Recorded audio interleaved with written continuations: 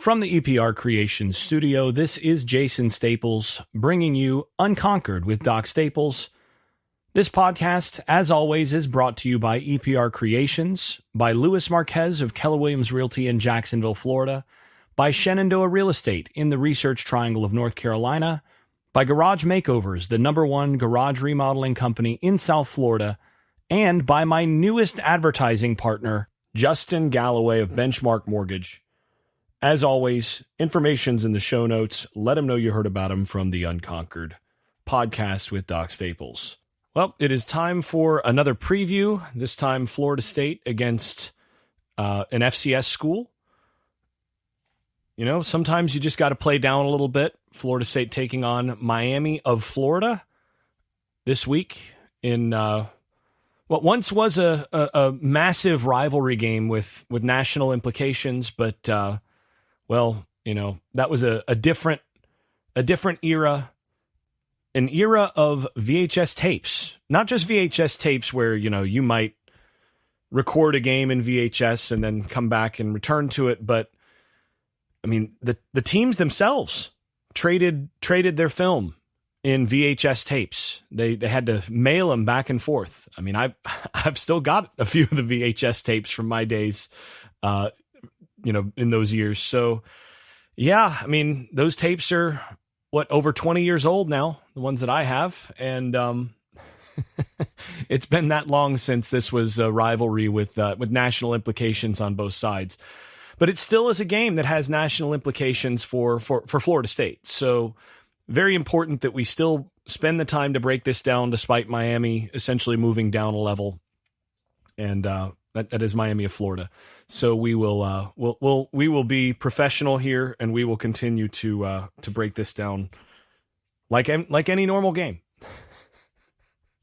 First thing to get out of the way is, of course, you know, this game being in Tallahassee will be it will be a very unfamiliar situation, very unfamiliar environment for Miami.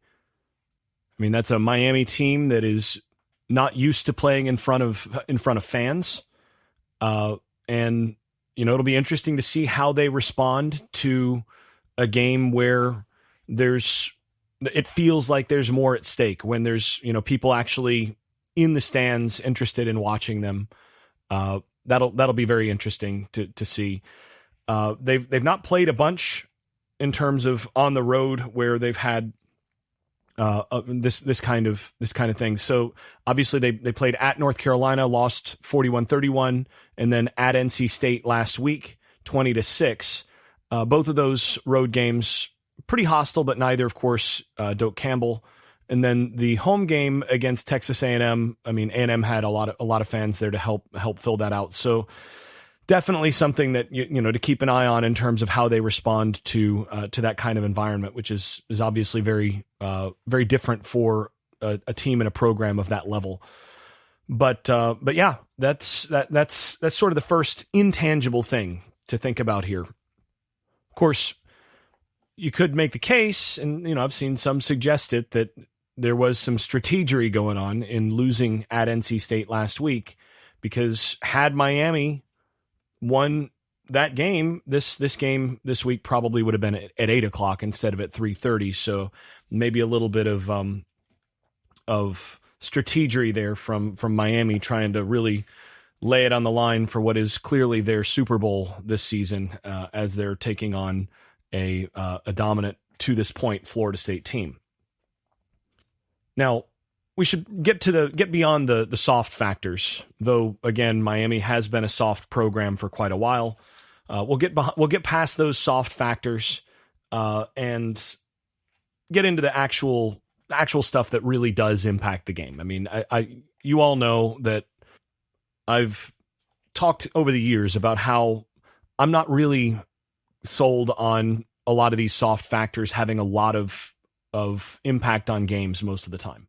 I think most of the time when you see home field and all of that, there can be some impact in all of that. But when you have really good teams, when you have teams that have guys that are wired as true competitors, actually road games can be a little bit of an advantage in some cases, because there's nothing in the world more satisfying than shutting up a hostile environment.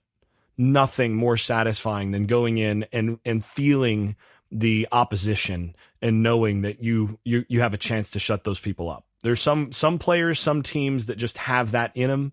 And in those cases, those road games actually are fuel for the fire. So you just don't know how teams are going to respond to all of that. In any case, so far, the evidence for this Miami of Florida team is that the road is considerably more difficult. Actually, this team, interestingly, has only played 3 road games so far this season. At Temple, they won that 41-7. At North Carolina, again, lost by 10, and then at NC State and lost that game. So worth noting that when there's been fans in the stands, they've had some trouble this year. Nevertheless, let's get beyond that. Worth actually breaking down the game on the field. So we'll start with the Miami offense against the Florida State defense. Been doing it this way most of the season. I think it's just been more interesting to put the FSU offense second in this discussion. So we'll talk Miami offense. So first things first, this Miami offense has a very big and pretty physical offensive line. And they have built out a lot of what Mario Cristobal wants to be in terms of the type of team and the type of offense that he wants to run. And on the offensive interior, they're as good as anybody Florida State has played and one of the best teams in the country. So they're buoyed by a couple of transfers. Matt Lee at center, probably the best center in the ACC. Javion Cohen at left guard he's a legit player. And Inez Cooper, the sophomore right guard, also pretty good. Those 3 on the interior are good at what they do.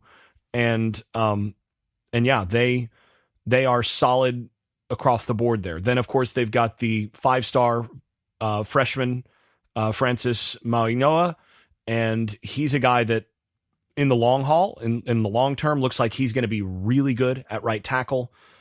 Still learning a little bit. He got beat a couple times when I watched him against North Carolina. When I watched the NC State game, he's still a freshman and still can be got, but he's going to be really good down the line. And then Jalen Rivers, the left tackle, is pretty good, but again, a guy that I think you feel like you've got some good matchups with your edges there when you've got your starters on the field.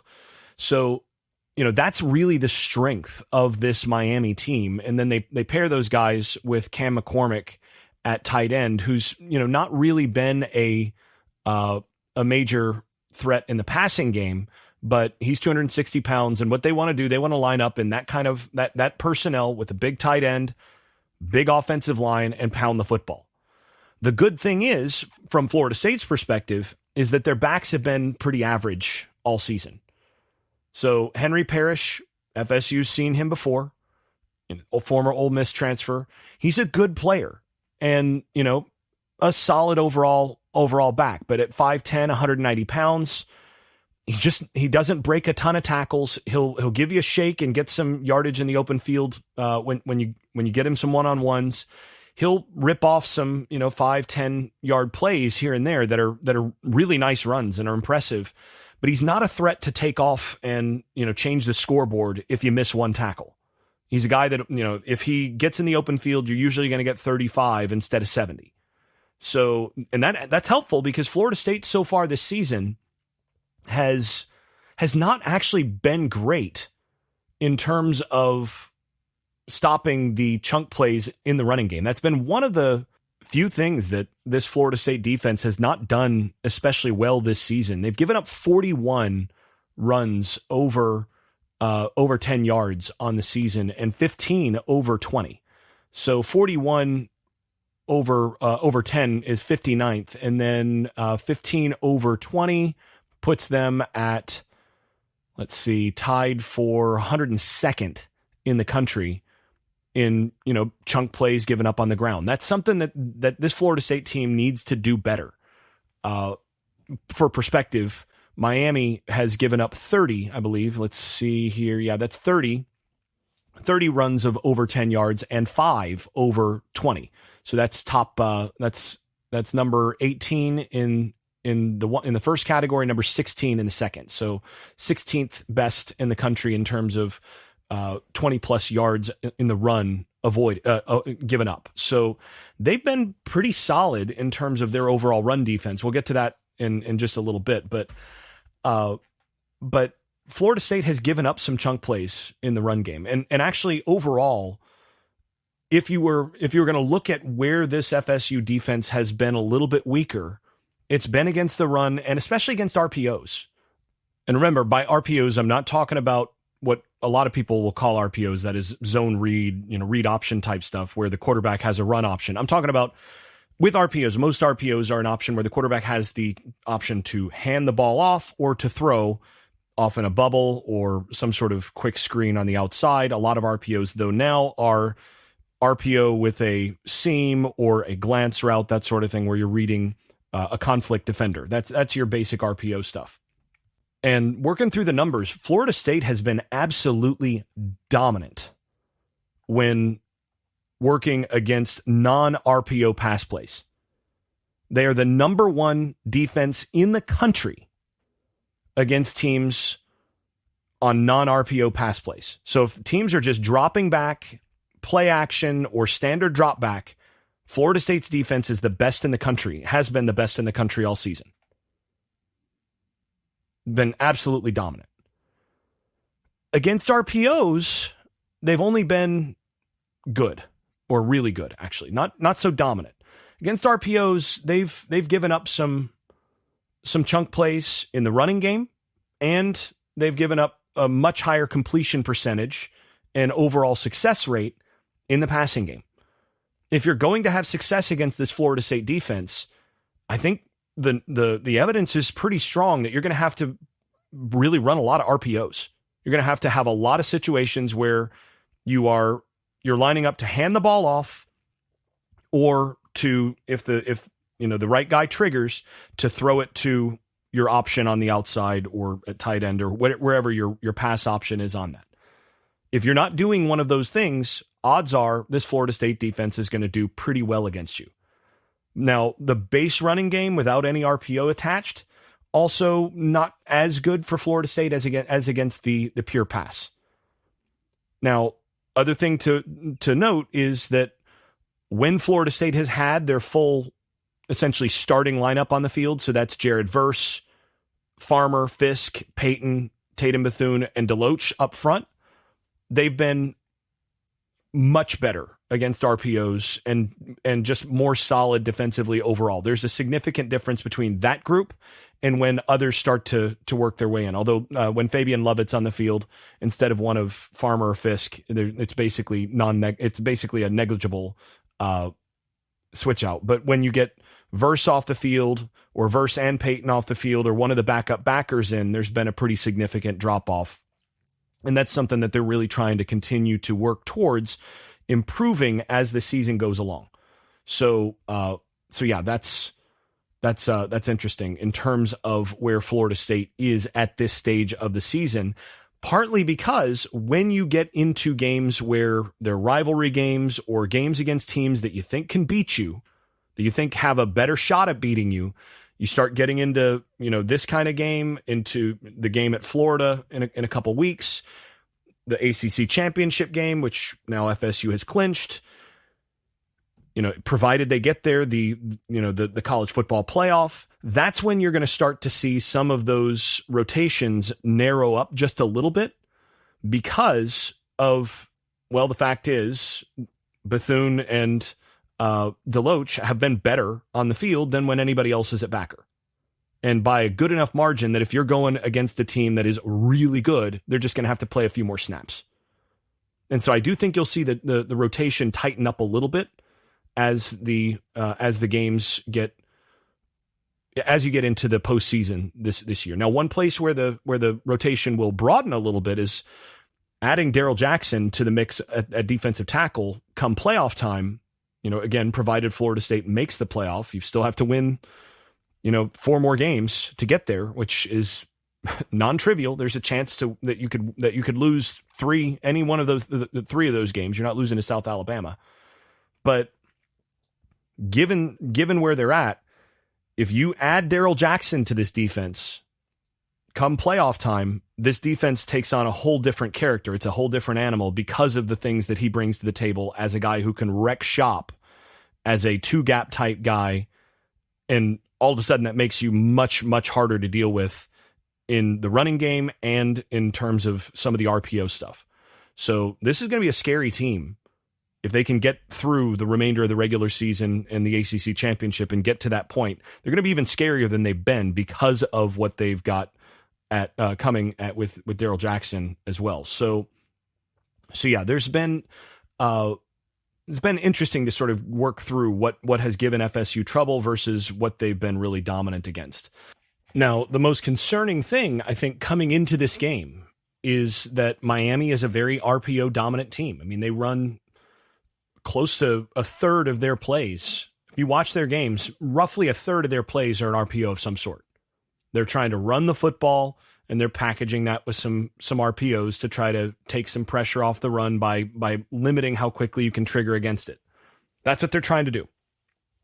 And that is the one thing that Florida State's defense has not been quite as good at stopping this season compared to everything else. So this is where this Miami team, in some respects, is maybe the most dangerous game Florida State's played in a while. I've been kind of looking at this game and going, that Miami team, if they get everything together, if they do what they're supposed to do, and they play really great, that Miami team can beat Florida State because of some of these factors. They're really good up front on the offensive line. They run a ton of RPOs, and RPOs are something that this Florida State defense has not been especially great at stopping compared to some of those other things, compared to non-RPO stuff. And they do have some players on the outside. Jacoby George in particular is a guy that can move, has some nice dynamism to him. Restrepo is a guy that finds ways to get open. And then you've got a big wide receiver in Colby Young. They've got some guys that can give you enough trouble to be an issue. And again, doing all of that off of a very heavy RPO system makes you, that's the matchup that ideally you don't want to see quite as much with where Florida State has been so far this season. Now, I do think once they get Jackson down the line in the playoff, that changes that math a little bit. So just in terms of scheme and, strength of teams, this Miami team brings in enough to make you go, okay, well, you're going to have to give them your full attention. Nevertheless, you look at the fact that this Miami team was only able to run for 3.37 yards per carry against North Carolina. And if you've watched North Carolina's defense, that's not a dominant defensive front at this point of the season. Really hasn't been most of the year. They averaged 3.72 yards per carry against NC State, 4.35 yards per carry against Virginia. The outlier here on the season for them, and by the way, 3.21 yards per carry against Texas A&M. The outlier here on the season for them is 211 yards rushing for 5.55 yards per carry.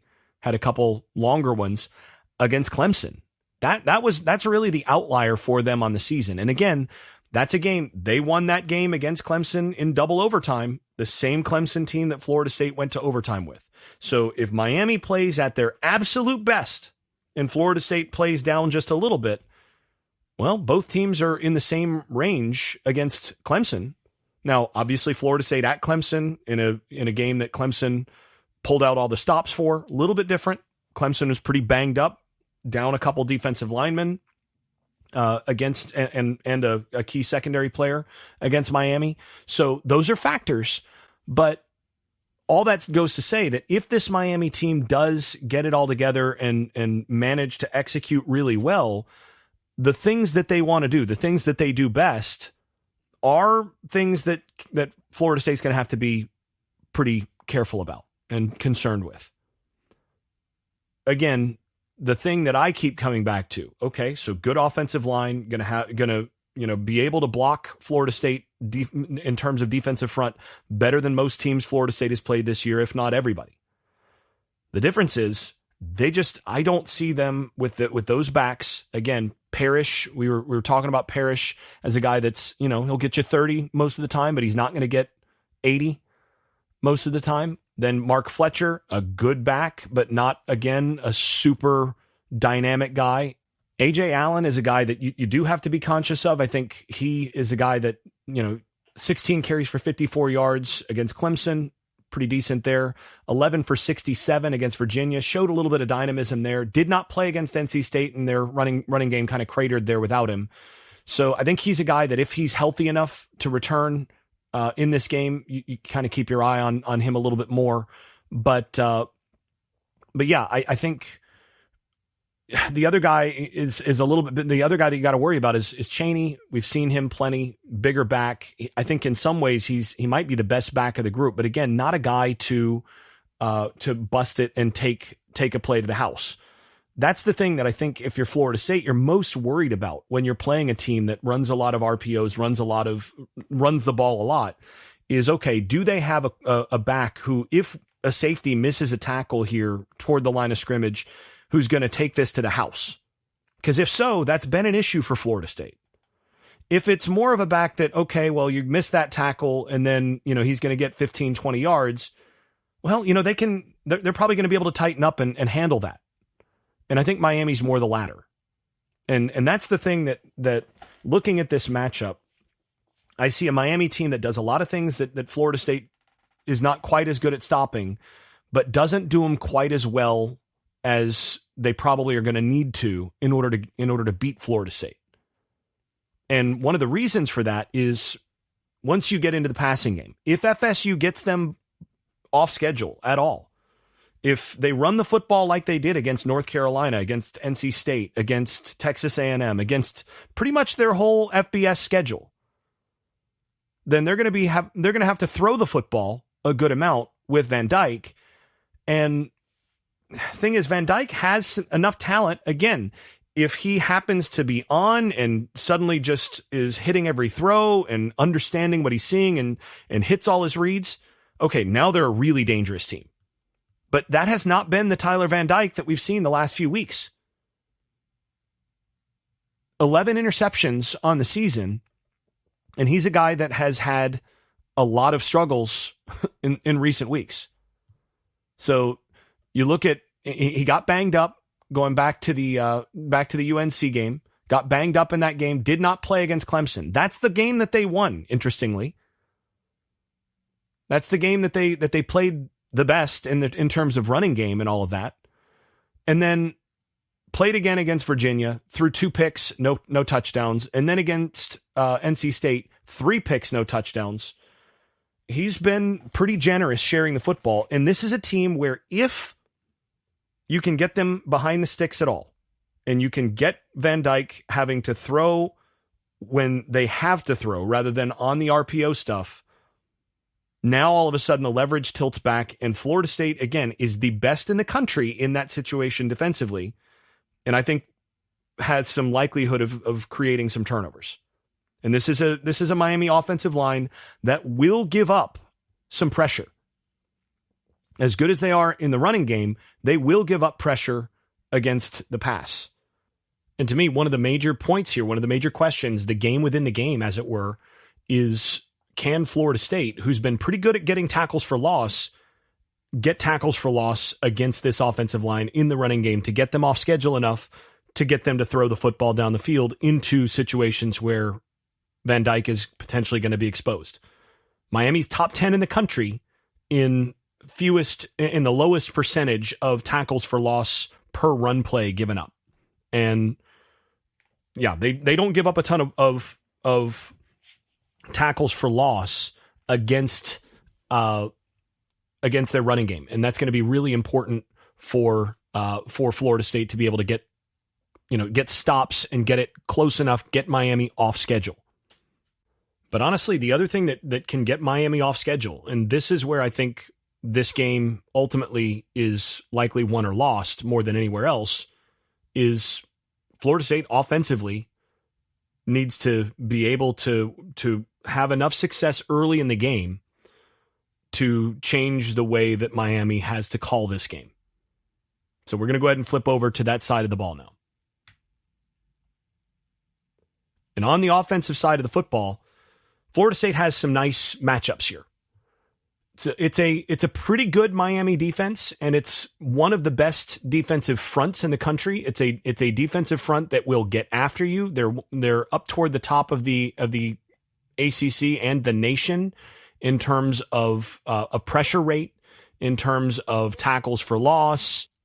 They are 11th in the country in tackles for loss per game, 7.56. They're tied with Pitt, who Florida State played last week. Now, granted, FSU didn't give up a ton of tackles for loss against Pitt. And in terms of pass rush and in terms of pass protection, FSU was able to handle Pitt. I think they gave up, 3 pressures or something like that on the day? If FSU protects Jordan Travis like they did against Pitt, and FSU is able to get that kind of time to throw to that set of wide receivers with Keon Coleman and Johnny Wilson back out there against that secondary for Miami, well, you've got some advantages to take advantage of out there.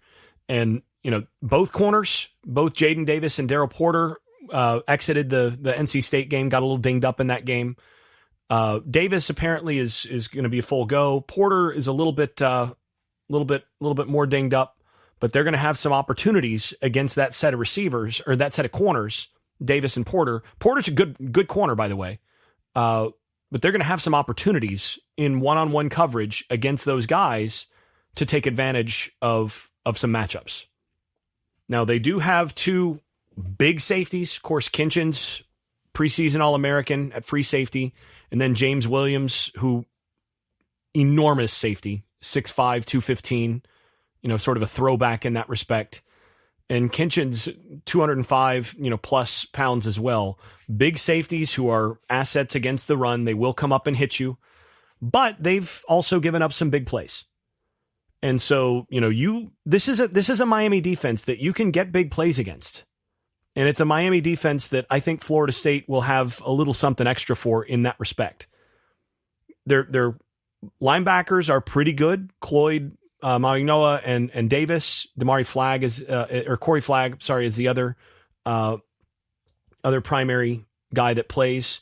Wesley Basaint, who FSU fans will remember from recruiting, is a backup there. Got 3 solid backers against the run. I think you can get some things against them in the pass. This is a game where I think the tight ends in the passing game, Bell in particular, are going to have some opportunities because Miami will come down hard against the run, and they're going to get some opportunities against those backers. And I think they can potentially get some mismatches. This is not Clemson's linebackers that were able to sort of run with Bell step for step. This is closer to what you played against with Pitt. A little better than what you've got with Pitt, but a little closer to that type of defensive production at backer and type of body at backer. Again, their front 4, excellent, and they've got some depth there. Leonard Taylor at defensive tackle, very good. Najalik Kelly, who FSU fans will remember very well from recruiting, also very good on the edge. He got a little dinged up a week or 2 ago, and he's a little nicked up, but still really good player. And then Ruben Bain, who's technically not listed as a starter, at least not at the depth chart that I'm looking at right now, but he's been, for my mind, the most disruptive guy they've had. Bain has been really, really good, and he's been a guy that you're going to have to be conscious of when he's out there. But basically, if Florida State can protect, if they can handle things overall up front the way that they did against Pitt, then I think this is a defensive line, a defensive front that's pretty comparable to what you played last week. I think they're a little better on the back end. I think overall, they're a tick better across the board than what Pitt is defensively in terms of personnel. But the difference is you're not going out there without Wilson and Keon Coleman.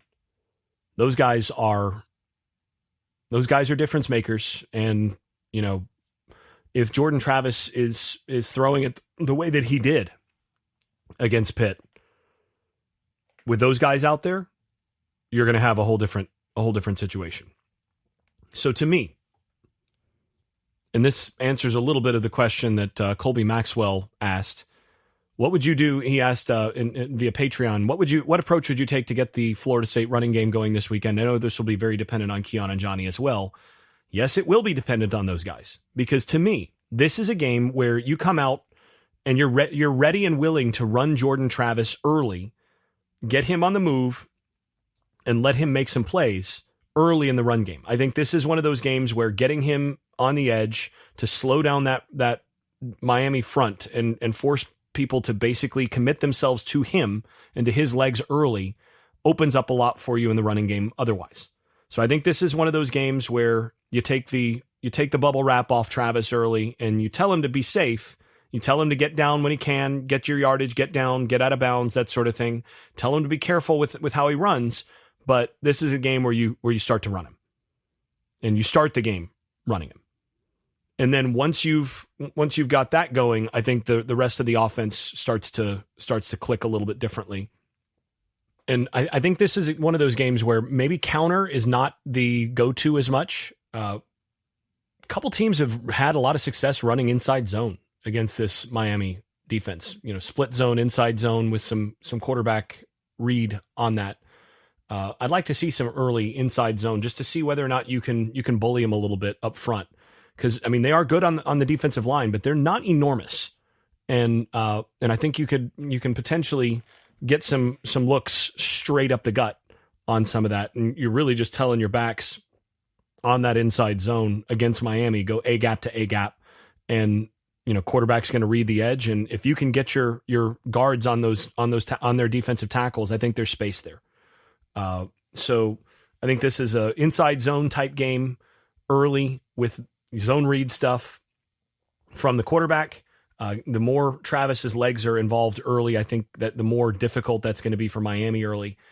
And then I think you can do some things sort of in the intermediate middle of the field against them, which is sort of funny because they've got those really good safeties. But I think you can go trips against them and use the number 2 guy in the trips. The way that they like to cover that, they're going to, especially if you put Wilson and Keon Coleman on the same side. If you do that, let's say you go trips and you got Wilson out wide, Coleman in the number 2 spot, and then Bell at the number 3 spot. There's some things that I think Florida State will be able to do to get some really nice matchups on skinny posts, dagger concepts, that sort of thing, where the number 2 guy in particular on some of those skinnies, the way that they like to cover that, you're going to have leverage. I think this is a game where you're going to get a couple opportunities to throw over the top on the post route. And I think this is a game where, again, that kind of dagger concept where you run the inside guy on a seam and then the outside guy on a basic or a square in there, you're going to get that. You're going to get some of those that'll come open nicely against their particular type of coverage. Partly because I think those backers are not especially great in terms of where they drop. So you can get some stuff against them on the inside of the field, and that pairs nicely with some of the play action stuff that you can do off that inside zone. I think this is a team you can RPO, a lot of those different things. Florida State's going to have some options here. Main thing is that they have to maintain balance, and I think they're going to be able to maintain balance as long as Jordan Travis is turned loose really more fully in this game. And I think this is going to be one of those games where, keep in mind, they've got a bunch of, high level wide receiver recruits from this class and next class that they're wanting to showcase this game on. And history has shown that when Mike Norvell circles a game for wide receiver recruits to visit, you're going to see the top receivers on the roster put up some really good numbers. So, if you're one of those people that likes to do the whole like daily fantasy type thing where, you pick the players for yardage or whatever, this might be a good week to take a look at the numbers, the yardage numbers available for Johnny Wilson and Keon Coleman, each of whom, they were held out last week, and each of whom is nice and fresh coming into this game for a contest where, again, Norvell and that offensive staff are going to want those guys to show out in front of the potential recruits, where they can point to those guys and go, look, offense made for playmakers. Can you see yourself doing the same thing? Look at this. Look at what we make you look like in terms of NFL prospects and showing what you're able to do in with the lights on and everybody watching. So this is one of those games where I think you're going to see pretty high passing numbers in this game. Main thing Florida State's going to have to do in the process of that is stay balanced enough. But I think they'll be balanced enough. I think they'll be able to do enough against this Miami front. But I think you're going to see, Jordan Travis throw for 300 plus yards in this game, and both Wilson and Coleman have pretty solid games against that Miami secondary. And it's a good secondary, but they are going to be able to find some space, especially on the inside in that intermediate area. And I think you're going to see a couple of skinny post type plays that Florida State's going to take some seam shots in there, and then they're going to set up, some post climb and other types of over the top post stuff against what Miami likes to do. And those safeties get aggressive, those backers get aggressive, and then all of a sudden you've got a chance to hit them over the top. Now, Miami at other times will go light box. And when they go light box, you've got to be able to hit them right between the tackles, hit them right up the A gap, hit them between the teeth there. This is going to be an opportunity for that interior line for Florida State to play well. They need to play well in this game to have the outing that they should. That said, I do think it is a little bit more boom and bust against this Miami secondary, and that's why you have to be balanced in this game, because even good passing offenses have struggled to be really consistent in terms of completion percentage and success rate in the passing game against Miami secondary and the pass rush pressure that they're able to bring. You don't expect to be able to throw for a super high percentage against them, but you do feel like you can hit some big plays. And that's really where I think FSU is going to focus in this game. Run the football, a lot of inside zone, run some of your other base run plays, try to take advantage of Jordan Travis's legs, and then you pick your spots and you get big chunk plays in the passing game. And like I said, I think there's going to be opportunities for really the key guys, the four key guys, and that is Keon Coleman, Johnny Wilson, Jaheim Bell, and Kyle Morlock. All four of those guys have some matchups that you like in this game. And Bell in particular is one that in the early going, once you get their defensive line moving and doing some things, you get some outside zone type action, that sort of thing. They flow really heavily. If you do, that sort of thing, and then get those little slips out of the backfield off of the split zone action, some of the little screen stuff that Florida State does to the tight ends. There's some real opportunities against this defense with how they play to be able to get some yardage there in the passing game as well. Again, this is not a possession passing type game against this defense, but I do think you can hit some big plays down the field against them, and I think that's going to be Florida State's approach. So where does that leave us then in terms of what to expect in this game? Honestly, I think this is a pretty scary game for Florida State. There's enough that Miami does that matches just wrong against some of the stuff that FSU isn't quite as good at. And Miami has enough talent on both sides of the ball to be able to match up player for player pretty well with Florida State. But Miami is not nearly as well coached, and I think overall FSU has the playmakers, the key playmakers, the kind of guys that change the scoreboard that Miami doesn't. Miami does not have a Keon Coleman. They do not have a Johnny Wilson. They don't have a Benson. They don't have a Trey Benson, and they don't have a Jordan Travis. Defensively, they match up pretty well player for player. But again, Florida State has a couple guys that are difference makers that Miami just doesn't. And I think that should be the difference in the game.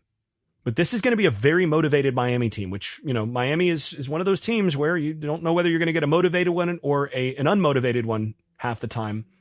I think Florida State's going to get the fully invested Miami team. And that's going to make it really important for Florida State to get out to a pretty good start in this game. And this is one where if you're Mike Norvell, what you're trying to do, you're trying to come out, and I can tell you right now, they're going to have some extra powder dry and ready for this game. This is one of those games that they've circled a little bit. They know that this is a rivalry game. They know that this is one of those teams that has enough talent to beat them. So this is one of those games where they're going to have a few extra wrinkles that they haven't shown in a while and that they've been setting up for the last couple weeks. If you're Mike Norvell, if I'm Mike Norvell, I'm pulling some of that stuff out in the first quarter. Because I want to leave that first quarter up 10, up 14 points. I want to get into the second quarter and for that to be, 24-10, 24-7, mid-second quarter. And now you're in control of the game. And if you can get in control of the game against this Miami team in that kind of environment early on, then you could potentially run away from this team. This is a team Florida State can beat 45-10, 52-3. That sort of game. You absolutely can beat this team that way. But this Miami team can also beat you. They've got enough firepower, and they're strong enough. They're good enough on each of the lines. They're strong enough on the line of scrimmage to be able to go blow for blow with you through a good portion of the game if you do not come out and execute and have your big play players make some big plays. You don't want to get deep into the third quarter with this game 21-17.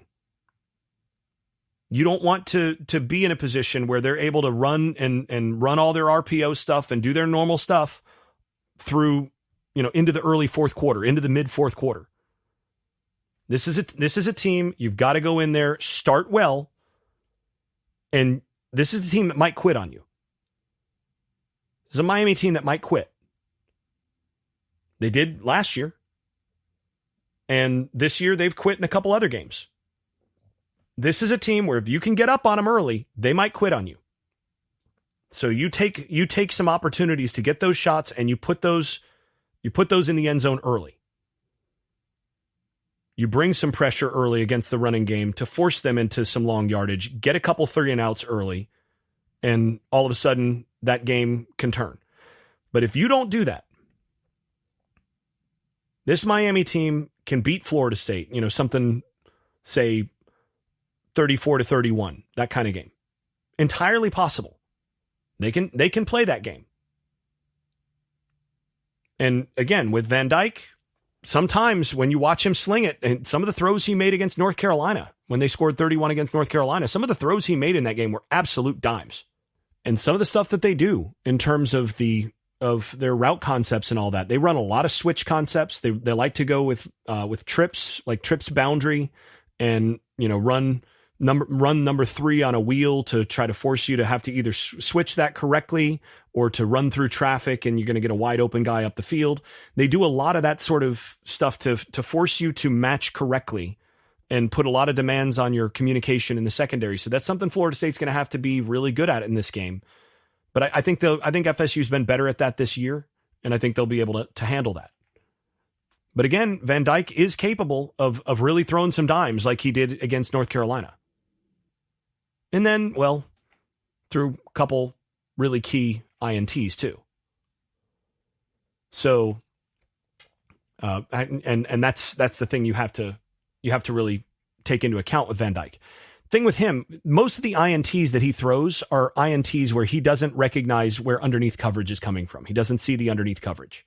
So recognizing that is something that Adam Fuller ideally takes into account here. You want to have your backers really active, working up underneath some stuff, and you're kind of waiting for him to throw to some of that underneath coverage. If you change up your coverage, you run some trap stuff, you do some of those things, you bring pressure from one spot and you drop a guy into a different lane.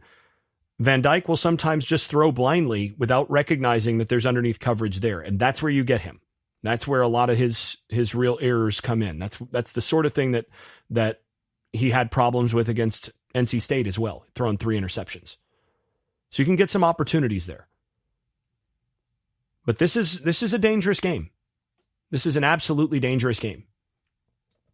I do think Florida State will be prepared for this. Again, I think the decision to have a very fresh Keon Coleman and a fresh Johnny Wilson for this one, I think that ultimately is the difference in the game.